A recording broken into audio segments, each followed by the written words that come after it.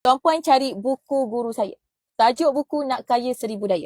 Tuan-puan pergi cari buku guru saya, tuan-puan pergi baca, dekat dalam ni ada cara nak selesaikan hutang dengan kaedah berbola salji. Itu bahasa Melayu dia. Okay? Bahasa Western dia, snowboard. Okay, baca buku ni. Untuk pastikan tuan-puan perlahan-lahan bebas hutang. Contoh, katakanlah gaji tak cukup, OT tak ada. Nak bayar kereta setiap bulan memang bank tak peduli pun. Tuan-puan ada gaji ke, tuan-puan tak ada OT ke, bank tak peduli.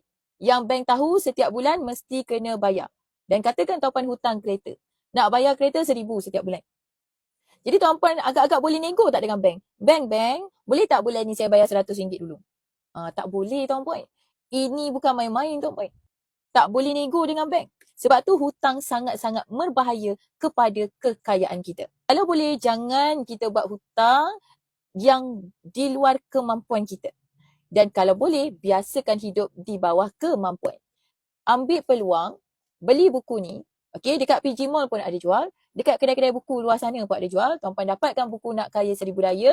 Hasil penulisan mentor guru saya tuan-puan, iaitu Puan Malia Ramli. Tuan-puan baca sampai habis. Boleh dapatkan buku ni. Kalau mana penyimpan emas Public Go, penyimpan emas di bawah bimbingan saya, boleh kontak saya. Saya akan bagi link, boleh beli dekat PG Mall.